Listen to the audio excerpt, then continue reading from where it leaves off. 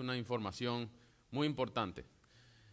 Ustedes saben que pronto tenemos el campamento de la iglesia, eso va a ser abril 12. Vamos a partir de las 4 de la tarde, podemos salir de aquí para Skycroft Center. Es un lugar de retiros, de campamentos de la Convención Bautista de Maryland y Delaware. Y ellos nos han dado un descuento especial por ser miembros de la convención. Nos han dado un 10% de descuento. Ustedes dirán, no es mucho, pero es algo. Y ellos nos están pidiendo que les aseguremos los nombres y la cantidad de personas que van a ir al campamento. Ese campamento tiene un costo de $75, ya iba a decir 75 bolívares, no sé por qué iba a decir bolívares, $75 por persona, y los niños de 4 o menos años no pagan. Así que usted puede llevar sus niños si tiene 4 o menos.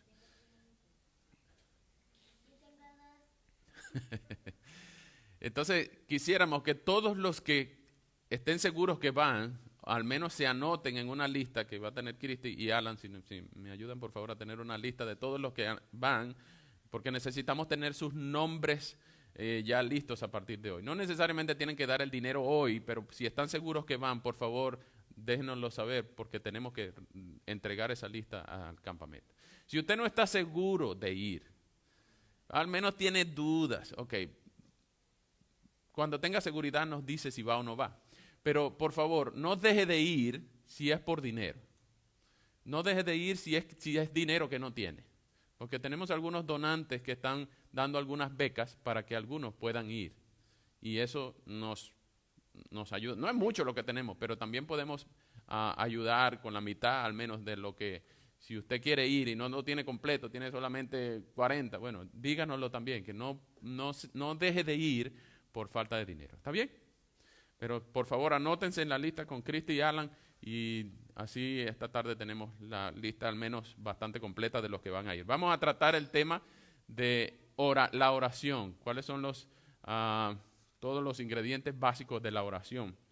¿Cómo orar? ¿Cómo no orar? ¿Cómo orar de acuerdo a la palabra? ¿Cuáles son algunos errores comunes al orar?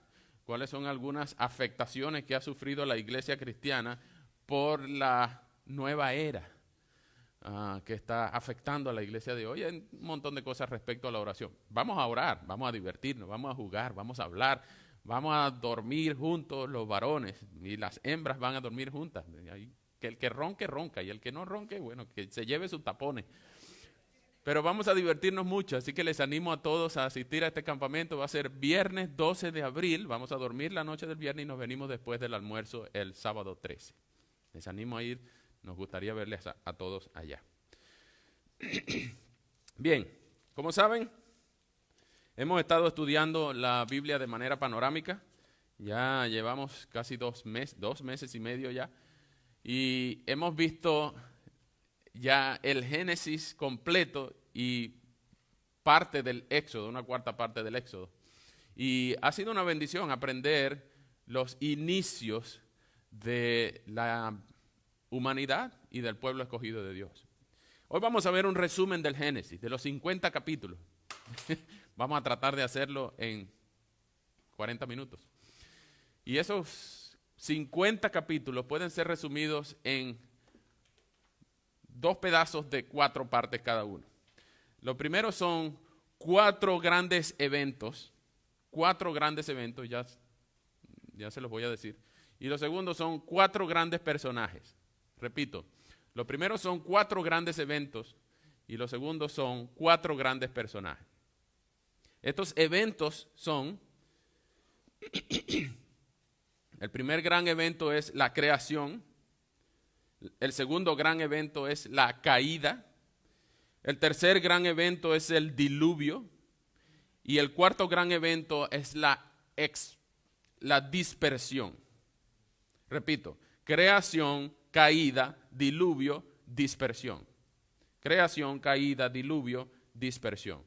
Esos 4 grandes eventos están la creación, el capítulo 1 y 2, la caída en los capítulos 3 al 5, el diluvio en los capítulos 6 al 9 y la dispersión en los capítulos 10 y 11. Repito, creación, capítulos 1 y 2, caída, capítulos 3 al 5, diluvio, capítulos 6 al 9, y dispersión, capítulos 10 y 11. Esos son los 4 grandes eventos en el inicio del Génesis. Eso se habla del inicio de la raza humana. Los 4 grandes eventos del inicio de la raza humana. Después vienen 4 grandes personajes que son el inicio, pero no de la raza humana, sino del inicio del pueblo escogido de Dios. 4 grandes personajes que son Abraham, Isaac, Jacob y José. Abraham, Isaac, Jacob y José. La vida de Abraham está en los capítulos 12 al 25.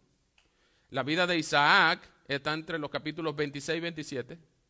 La vida de Jacob está en los capítulos 28 al 36. Recuerden que Jacob fue el que Dios le cambió el nombre para empezarse a llamar Israel. Y la vida de José está en los capítulos 37 al 50. Así vemos los 4 grandes eventos: creación, caída, diluvio y dispersión, y los 4 grandes personajes: Abraham, Isaac, Jacob y José. Ahí están los 50 capítulos repartidos. Ok, vámonos para la casa. Ya resumimos Génesis. Pero hay mucho más que eso. Hay un mensaje que nosotros no leemos explícitamente. Hay un mensaje que no es explícito. Cuando los judíos entendían el Génesis, ellos entendían que era mucho más allá de un simple 4 eventos y 4 personajes. Ellos sabían que el Génesis, y por eso se llama Génesis, porque es el principio de la historia. No en vano el Génesis empieza con el versículo 1, del capítulo 1, en el principio creó Dios los cielos y la tierra. Y eso es lo principal de todo, porque Dios es el personaje principal de este libro. No es ni Abraham, ni Isaac, ni Jacob, ni José. No es Caín, Abel, Adán o Eva. No es Noé, ni ninguno de los grandes personajes que son explícitamente mostrados allí, sino que Dios es el personaje principal que supervisa y controla, no como un titiritero con cuerdas fijas, sino como un cerebro principal que gobierna todo el Génesis, y no solamente el Génesis, sino toda la Biblia y toda la historia. Él sabe lo que está haciendo. Si a ustedes le preguntaran,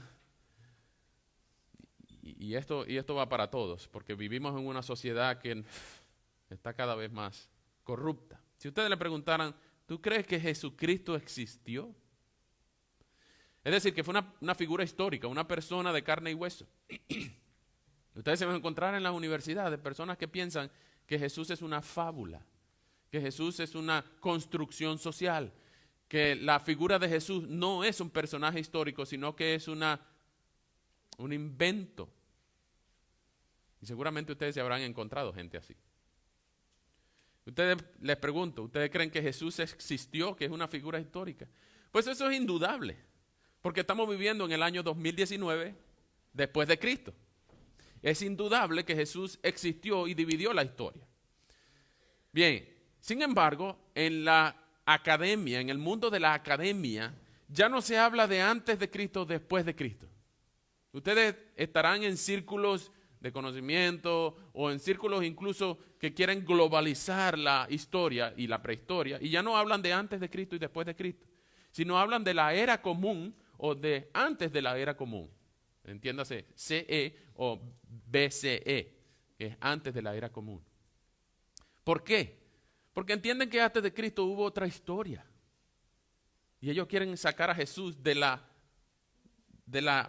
pantalla, de la escena pública, como para quitarle la gloria y dejar que el tiempo recorra, como siempre ha estado ahí. El tiempo siempre ha estado ahí, el universo siempre ha existido. Conversé una vez con un budista, y los budistas ellos se autodefinen como religiosos que no creen en nada. Y él dice, y yo le pregunto, ¿cómo piensas tú que el mundo empezó a existir? ¿Cómo piensas tú que el universo empezó a existir? Y como yo soy hablador y hablo con todo el mundo y me gusta saber lo que ellos piensan para ver por dónde me le puedo meter y predicarle el evangelio bíblico. Entonces él me dijo que el universo ha existido just because. Porque siempre ha estado ahí, simplemente porque existe. Y él no se amarga la vida buscando cómo empezó a existir el universo. Y yo le dije, ¿de verdad? Just because ¿eso es suficiente para ti? Mira lo que dice Génesis 1:1 al todo el capítulo 1, que Dios creó de la nada todo lo que existe. Con decir Dios, sea la luz comenzó a existir. Él nunca había entendido, nunca nadie le había dicho la creación ex nihilo. Nunca le había hablado de que la luz empezó a existir porque un ser supremo, que ellos no tienen, dijo, sea la luz. Y eso era muy complicado de entender. Y me dijo, eso es ridículo. Es ridículo que alguien dijo, sea la luz y empezó a existir. La luz siempre ha estado ahí. Entonces la pregunta para ustedes es, ¿ustedes piensan que Jesús es una figura histórica? ¿De verdad existió? Ok, nosotros podemos decir sí, porque estamos viviendo en el año 2019. Pero ahora vean esta pregunta muy diferente. ¿Ustedes piensan que de verdad a Jonás se lo tragó un pez y lo vomitó en la playa de Nínive? Muy fácil responder, claro, sí, claro, porque la Biblia dice que sí. Y así dice la Biblia, el libro de Jonás dice que Jonás, Dios lo mandó para Nínive a predicar y él no se fue para Nínive, sino que agarró un Tarsis, que se fue para Tarsis y allá una tempestad lo agarró en un bote y en el bote lo botaron al mar y en el mar se lo tragó un pez y lo llevó para Nínive a propósito, o sea, a juro. Pero ¿cómo es eso que vivió una persona en el vientre de un pez 3 días? Y después lo vomitó donde Dios quiso. ¿De verdad ustedes creen eso? Hay gente que les va a decir que eso es una falacia, que eso es una fábula. Y los va a llamar a ustedes tontos por creer todo lo que le dice un libro.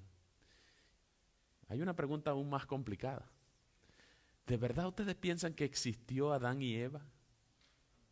¿De verdad ustedes piensan que todos los seres humanos descendemos de un solo papá y una sola mamá? De una sola raíz familiar, de un solo padre genético. ¿Ustedes piensan que de verdad la Tierra no tiene 250,000 millones de años, sino apenas 5,000, como dice la narrativa bíblica? Entonces, cuando nosotros hablamos de Jesús, ustedes van a encontrar que gente dice, no, sí, yo creo que existió. Algunos difieren si es Dios o no es Dios, pero la mayoría te va a decir que Jesús sí existió. Pero cuando empiezan a hablar de Adán, dicen, no, eso es mentira. Eso no existió. No pudo haber sido así. Y dudan si Adán era un ser humano de carne y hueso. Dudan si Adán es una figura histórica. Dudan si los 6 días de la creación son días de 24 horas o son periodos cenozoico, paleozoico y algozoico. De millones y millones de años justificando una tal evolución, una tal mutación para poder justificar una evolución.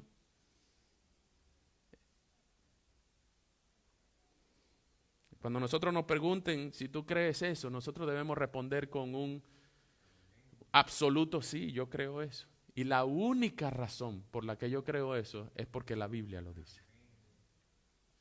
Saben, cuando nosotros éramos chiquitos, la mayoría de los que estamos aquí tenemos edad suficiente como para haber sido criados con una cancioncita que dice, Cristo me ama a mí, su palabra dice así.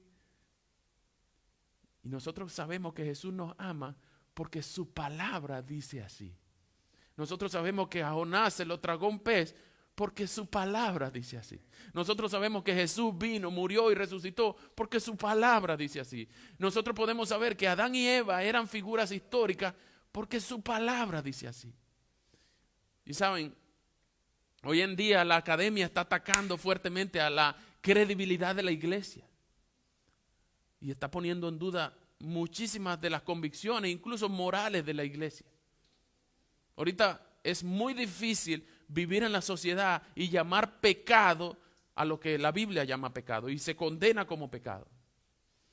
Pareciera que decirle a una persona, exhortarle con amor a dejar su pecado, es más bien un acto de intolerancia hoy en día. Ayer en España, a un pastor muy famoso llamado Will Graham le cerraron todas sus páginas en todas las redes sociales porque estaba criticando un libro, que no puedo decir el nombre. Por criticar un libro, todos los colectivos TBI, X, Y, Z, A, B y C, se empezaron a conflagrar contra Will Graham y a Will Graham le cerraron todas sus cuentas por defender la posición bíblica. Y ustedes también van a confrontarse con gente que le va a decir, ¿qué es eso de la creación? ¿Qué es eso de la caída? ¿Qué es eso del diluvio? ¿Tú de verdad piensas que un hombre sobrevivió más de 100 días en un barco con un montón de animales y así se esparcieron las especies por toda la tierra? ¿De verdad tú piensas que esa fábula, esa historieta, ese cuento de hadas de que los idiomas del mundo y todas las raíces lingüísticas se crearon porque un Dios confundió las lenguas en una tal torre de Babel? Ustedes van a ser confrontados duramente. ¿Y saben qué? Nosotros a esta edad que tenemos podemos responder con argumentos válidos y sólidos y podemos llegar a decir con la cancioncita, yo lo creo porque su palabra dice así. Pero ¿saben qué?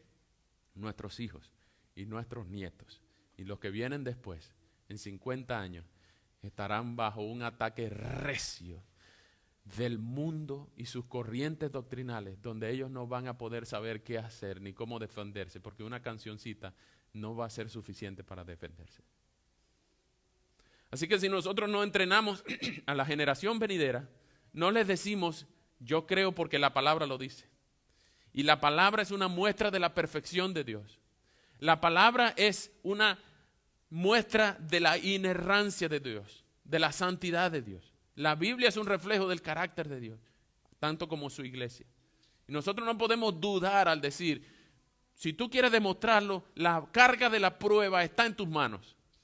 Si tú quieres demostrar que Adán y Eva no fueron personajes históricos, la carga de la prueba la tienes tú, porque la prueba bíblica ha sido por años, por más de 4,000 años, irrefutable.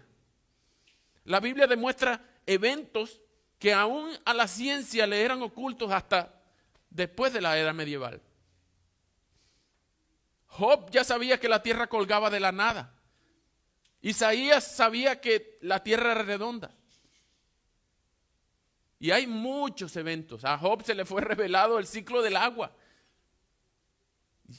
Y ustedes tendrían que al menos calcular cuál es la edad del libro de Job y del libro de Isaías para entender que la ciencia que ellos llegaron a tener tuvo que haberle sido revelada, porque los científicos descubrieron eso muchos años, en el año 1500 para acá. Entonces, hermanos, para nosotros lo que tenemos en el libro de Génesis, en estos 4 grandes eventos históricos, es el inicio de la humanidad. Y porque su palabra dice así, nosotros lo creemos, porque creemos en un Dios que le ha placido, le alegró revelarse y decirle, muchachos, así ocurrieron las cosas en el principio. Por favor, Moisés, escribe. Las cosas pasaron así, así y así. Y qué bueno que tenemos algo escrito. Hay muchas otras epopeyas babilónicas. Hay otros cuentos de cómo fue creado el mundo. Ustedes pueden navegar en el hinduismo. En el hinduismo ellos creen que la tierra está sentada sobre sobre los lomos de 4 elefantes que están parados cada uno sobre una tortuga. Pero la ciencia ha demostrado que eso es absurdo, poco menos que absurdo. Y la ciencia, en vez de contradecir la narrativa bíblica, lo que hace es demostrarlo. Albert Einstein, en su famosa frase, dijo con mucha certeza, la ciencia el hombre encuentra a Dios detrás de cada puerta que la ciencia logra abrir. El hombre encuentra a Dios detrás de cada puerta que la ciencia logra abrir. Estos 4 grandes eventos fueron la historia del inicio de la raza humana. En la creación, la caída, el diluvio y las naciones son la primera parte del libro de Génesis y ahí se cuenta la historia de la raza humana de manera primitiva. Ahí no está dicho todo. Ahí se nota el amor de Dios en el Edén en crear todo lo que ellos necesitan, todo lo que necesitaron, en tener una comunión íntima en los primeros 2 capítulos con el hombre. Había tanto cariño y tanto amor de Dios en crear todo lo que existía y dárselo al hombre para que lo administrara. Pero en el capítulo 3 el hombre desobedece la única instrucción que Dios le había dado: no comas de ese árbol. Todo lo demás lo puedes hacer, todo lo demás lo puedes comer, todo lo demás está permitido. Lo único que no puedes hacer es comer de ese árbol. Y eso fue lo que él hizo. Pero por ese único acto de desobediencia, el hombre y la mujer fueron expulsados de la presencia de Dios y de la comunión con Dios. Y se instaló un abismo infinito entre la comunión que había perfecta entre Dios y el hombre. Por la santidad de Dios no podría tener comunión con Dios este ahora hombre pecador. Pero ¿saben qué? Antes de la expulsión, Dios no los deja ir así, sino que Dios les cubre su desnudez. ¿Cómo? Matando una víctima, un animal, desollándolo, derramando esa sangre, y con esa piel cubrió los cuerpos desnudos de Adán y Eva. Y así fueron expulsados, aún con esa demostración de que ya se estaba instalando un principio que era que para cubrir la santidad de otra persona, la sangre de una víctima inocente tenía que ser derramada. Y eso pasó por muchos años. Por muchos años. Vemos después que Abel, en el capítulo 4, proveyó una ofrenda. Pero a su hermano lo que hizo fue dar cualquier ofrenda. Abel dio la mejor ofrenda. Y Caín, su hermano, dio una ofrenda. Pero Dios vio con buenos ojos, el texto dice, a Abel y a su ofrenda. Entonces Caín, por envidia, mató a su hermano. Y la descendencia de Adán y Eva, que eran seres puros al principio, se traspasó el pecado. A Caín mató a su hermano, pero la historia no quedó allí. Se promovió otro, se dio otro hijo, Set. Y ahora Adán y Eva empezaron a tener hijos, pero se demuestra en el texto que todos los hijos de Adán y Eva eran pecadores. Y así sucesivamente. La maldad se regó por todo el mundo, capítulos 6, 7, 8, hasta que llegó Dios y dijo, no contenderá, en el capítulo 6, no contenderá para siempre mi alma con el hombre. Yo voy a limitar la edad de los hombres hasta 120 y voy a borrar de la faz de la tierra a todo el ser humano. Por eso dio a Noé la instrucción de hacer un arca y de entrar ahí con su familia y de invitar a todos los que quisieran venir a entrar al arca, hasta que empezó a llover 40 días y Noé cerró la puerta del arca. No, fue Dios que cerró la puerta del arca. La invitación estaba abierta, pero nadie la obedeció, solamente Noé y su familia. Y eso era un indicio de que en algún momento de la historia se iba a promover una forma de ser salvos de la destrucción y de la condenación que por ser pecadores nos tocaba. ¿Se están dando cuenta los indicios que Dios estaba dando? Cuando se esparció el pecado por toda la humanidad, por todo el globo, hubo gente que dijo, bueno, vamos a hacernos un nombre, vamos a construir una torre en el capítulo 11, 10 y 11. Y Dios dijo, no, esta gente está determinada. Esta gente quiere gloria para ellos, quieren hacer una torre que llegue al cielo. Entonces lo que hizo Dios fue confundir sus lenguas y Dios los esparció, porque Dios estaba dando el indicio de que en Isaías 48, muchos años después, él iba a decir, yo soy Jehová y a nadie daré mi gloria. Con otro no compartiré mi gloria. Entonces los esparció, le confundió las lenguas y no se entendían. Y cada quien se fue por otro lado con los que sí se entendían. Y así se crearon las lenguas. Dios en esos 4 eventos dio 4 indicios muy importantes de lo que iba a ser la historia. Y tendríamos que esperar un capítulo más para que apareciera el inicio del pueblo de Dios. Cuando apareció un hombre de la nada que no era del pueblo de Israel, porque todavía no existía Israel. Era un caldeo, un hombre que vivía lejos por allá, por Ur de los caldeos. Un hombre que vivía pero que era justo, dice el texto en los versículos 1 al 3 del capítulo 12 de Génesis. Es muy importante este capítulo, porque ese es el pasaje que todo el resto del Antiguo Testamento y en general de toda la Biblia intentan explicar el pasaje de Génesis 12, 1 al 3, que es la promesa de Dios a Abraham. Yo haré de ti una nación grande, yo bendeciré a los que te bendigan, yo maldeciré a los que te maldigan. Yo te daré una descendencia como la arena del mar, como las estrellas del cielo. Y esa promesa de Dios a Abraham se desarrolla durante todo el Antiguo Testamento y durante toda la Biblia. Esa promesa de Dios a Abraham. Pero no solamente Dios estaba empezando a cumplir su promesa para restaurar lo que fue creado, sino que Dios le dice, tu descendencia vendrá por un hijo que se va a llamar Isaac. Ok, gracias. ¿Y cómo lo voy a tener si mi esposa es vieja y estéril?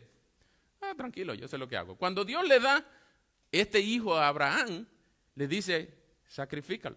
Ya de 12 años Isaac, y ahora Dios le dice a Abraham, sacrifícalo. ¿Y ahora cómo vendrá la descendencia? Pues Abraham va y obedece, amarra al burro, amarra al muchacho, amarra la leña y se lleva al fuego. Y cuando va a sacrificar a su hijo, un ángel le detiene la mano y le dice, no lo mates. Ya sabemos que ya pasaste la prueba, pasaste el examen. Un carnero enredado en una zarza iba a ser ahora el sustituto. El carnero fue sustituto de Isaac para que Isaac Abraham no derramara la sangre de Isaac. Y estaba haciendo Dios. Estaba sentando las bases de un sacrificio mucho después que iba a marcar la historia de la humanidad. Un sustituto que iba a derramar su sangre. Prácticamente Dios le estaba diciendo a Abraham, tranquilo Abraham, no mate a tu hijo, y yo se voy a matar el mío mucho tiempo después. Entonces estos indicios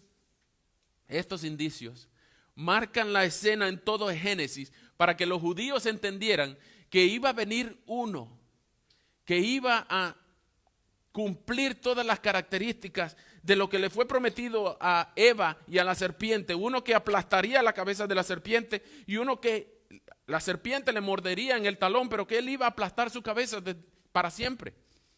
Uno que iba a restaurar el Adán original, uno que iba a ser el postrer Adán, porque el primer Adán falló en el jardín, pero el postrer Adán clamó en el jardín, Padre, si es posible, pasa de mí esta copa, pero que no se haga mi voluntad sino la tuya.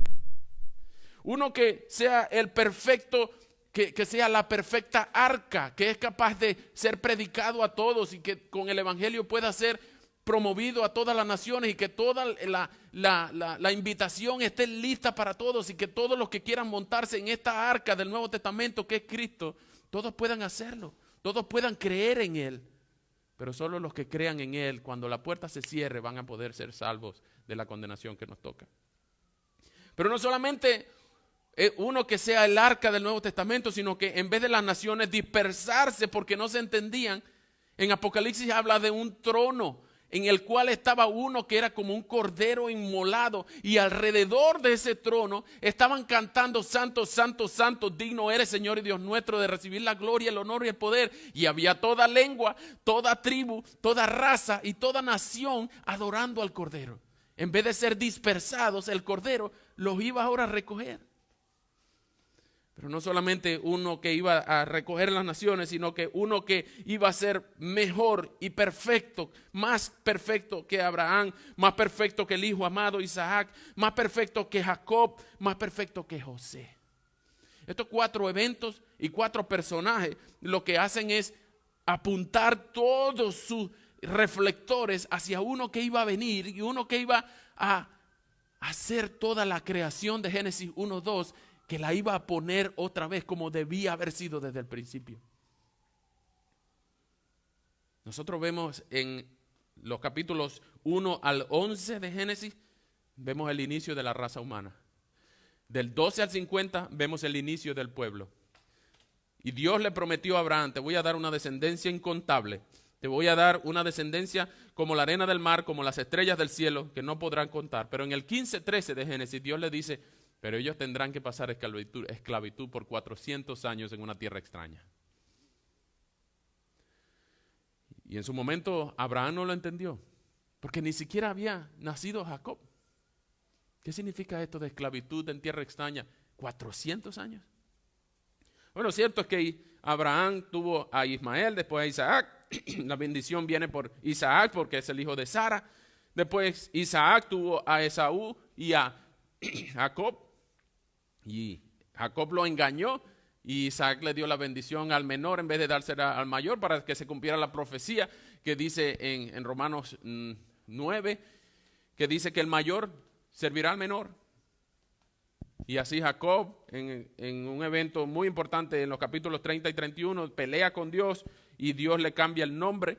Ya no es Jacob, ahora es Israel. Entonces Israel tuvo un hijo favorito que se llamó José, y ese José fue vendido como un esclavo y llegó a parar a Egipto, y ahí comienza la historia cuando todos los hermanos fueron preservados de la hambruna que Dios creó en Canaán, según el Salmo 105, y fueron a pedirle comida a José en Egipto.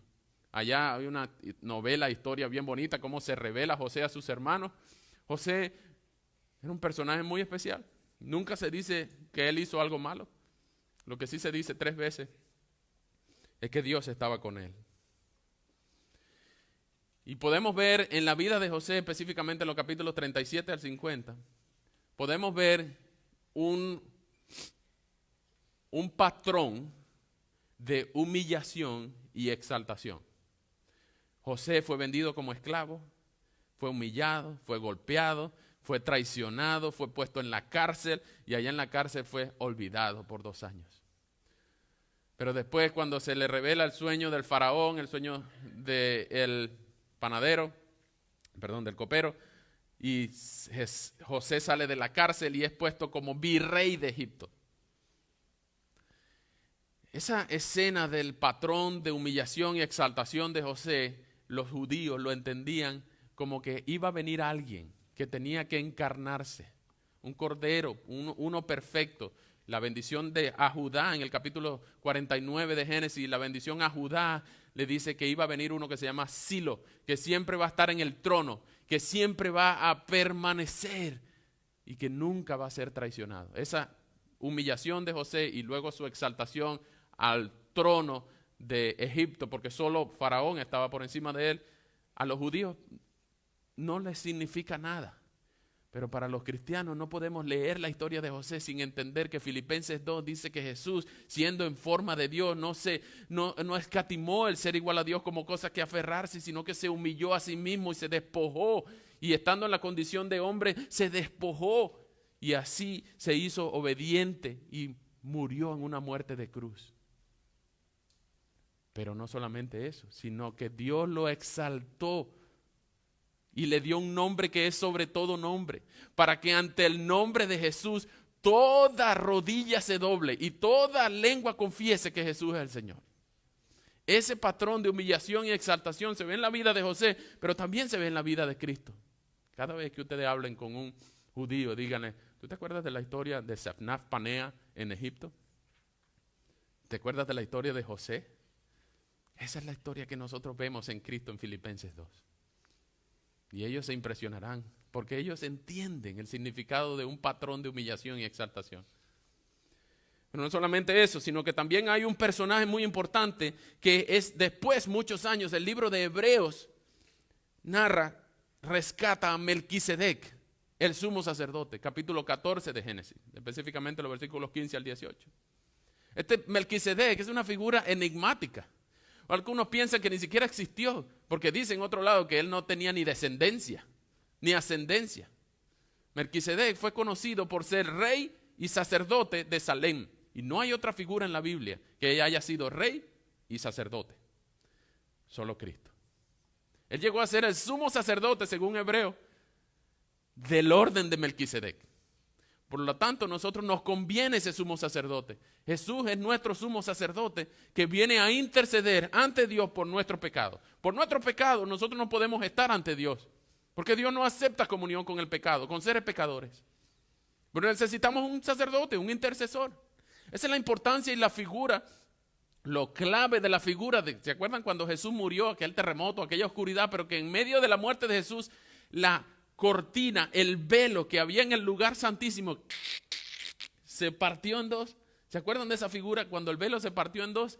Esa es exactamente la figura de lo que hacía el sumo sacerdote para pasar al lugar santísimo y poder esparcir la sangre en el lugar santísimo. El sumo sacerdote entraba una sola vez ahí el día de la expiación. Lo van a ver en una semana cuando hablemos de Levítico 16.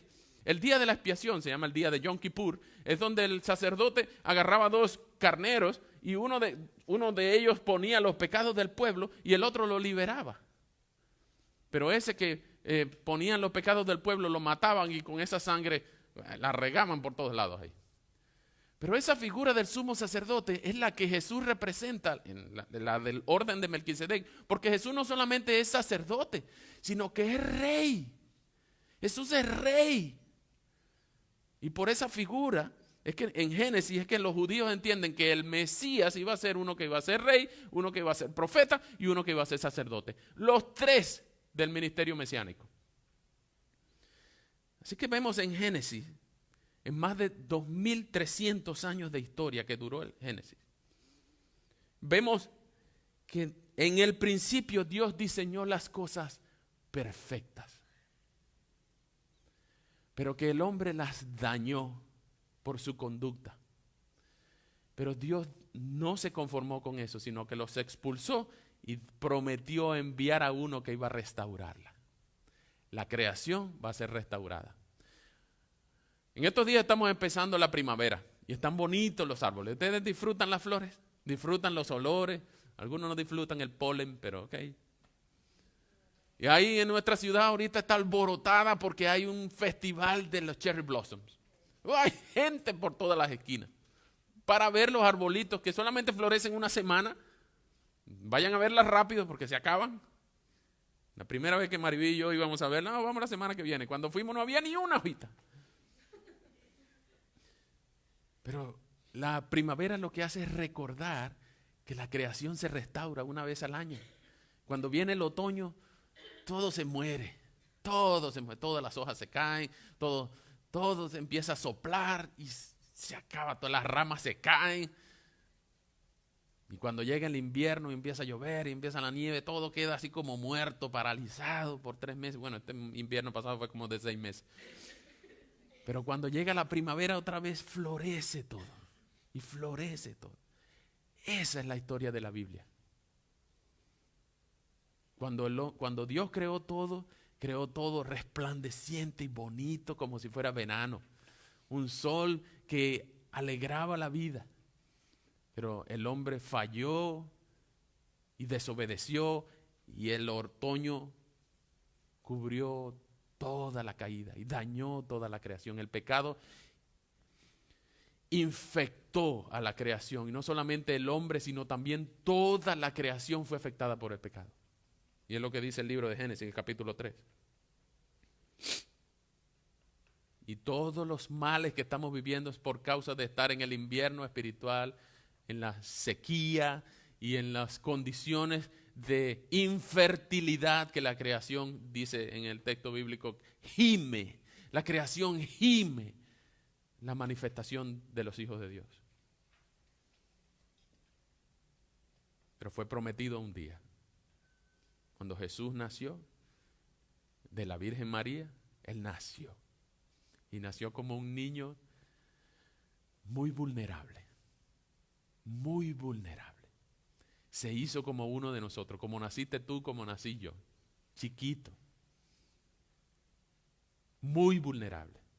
Se humanó. El texto habla de que se encarnó porque Él no tenía carne, Él había existido desde siempre, pero Él se encarnó, se puso un disfraz de gente como tú y como yo, y se encarnó, se hizo como uno de nosotros.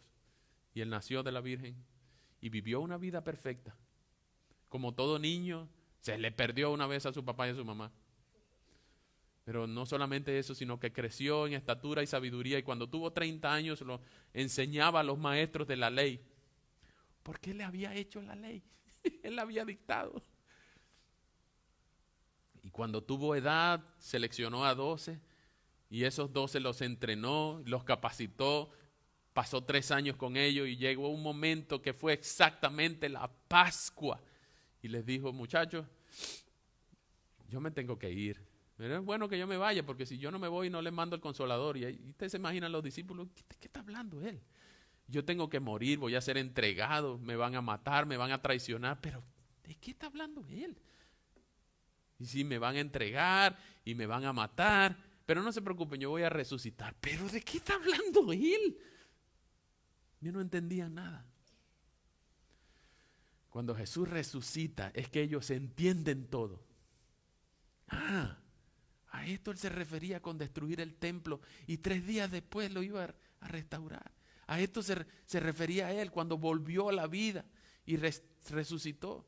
Bueno, Jesús murió una muerte horrenda, muy sangrienta, es cierto, pero esa muerte fue sustituta. ¿Sustituta como quién?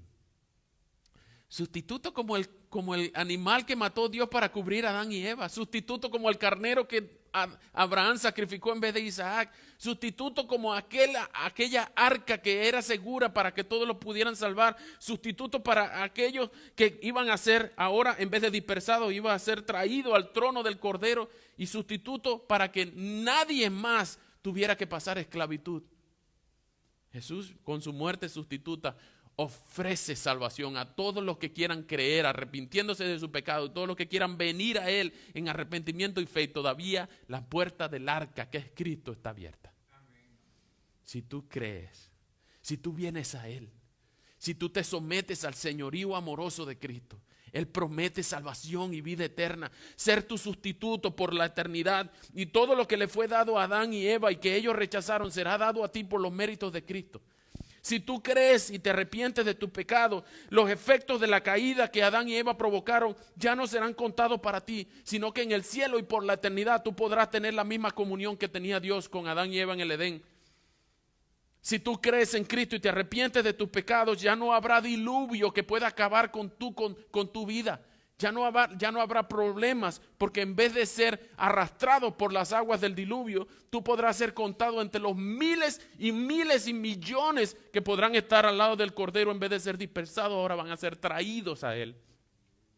Tú podrás, si vienes a Cristo en arrepentimiento y fe, tú podrás ser contado como amigo de Dios, como Abraham fue. Si vienes a Cristo en arrepentimiento y fe, también podrás ser contado como un hijo de la promesa, que fue Isaac. Según Gálatas 4:8, todos los que creen en Cristo son contados como hijos de la promesa. Si tú vienes a Cristo en arrepentimiento y fe, ya tú no serás contado como Jacob, como un estafador, como un ladrón, sino que serás contado como uno de los hijos de Dios.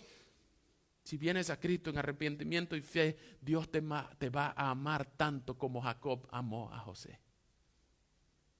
Y estos 4 grandes eventos y 4 grandes personajes lo que hacían era apuntar el reflector hacia uno que iba a cumplir todos estos 4 eventos y iba a ser mucho mejor que estos 4 grandes personajes. Para no solamente darle inicio a la raza humana y hablar del inicio del pueblo escogido, sino para hablar de la restauración de la creación de todas las cosas. Y esto es apenas el principio. El Génesis. Hermanos, Génesis es un libro apasionante. No podemos entender el resto de la Biblia si no entendemos el Génesis. Ustedes dirán, no, yo no entiendo el Génesis. Yo puedo leer los evangelios. Hay gente que me dice, yo disfruto los evangelios, pero no puedo leer ni Génesis ni el Apocalipsis porque no lo entiendo. ¿Cómo lo va a entender si no lo lee? Hay que leer el Génesis de una manera panorámica y con esta ayuda visual de cuatro grandes eventos, 4 grandes personajes, Dios ha prometido bendecir y redimir al pueblo que Él creó. Dios lo ha prometido. ¿Y saben cosa segura? Dios cumple lo que promete. Dios cumple lo que promete. El libro de Génesis es una demostración de que Dios ama a su creación y ama a su pueblo. Para terminar, cuando ustedes les pregunten, ¿ustedes creen que Jesús fue una figura histórica? Contesten, sí, yo lo creo. Y esa es mi esperanza más segura. Algún día estaré no solamente con el Jesús histórico. ¿Sabes qué? Jesús va a tener cicatrices en sus manos y en sus pies porque Él no solamente vivió, sino que murió y también resucitó. ¿Tú crees que Adán y Eva fueron figuras históricas?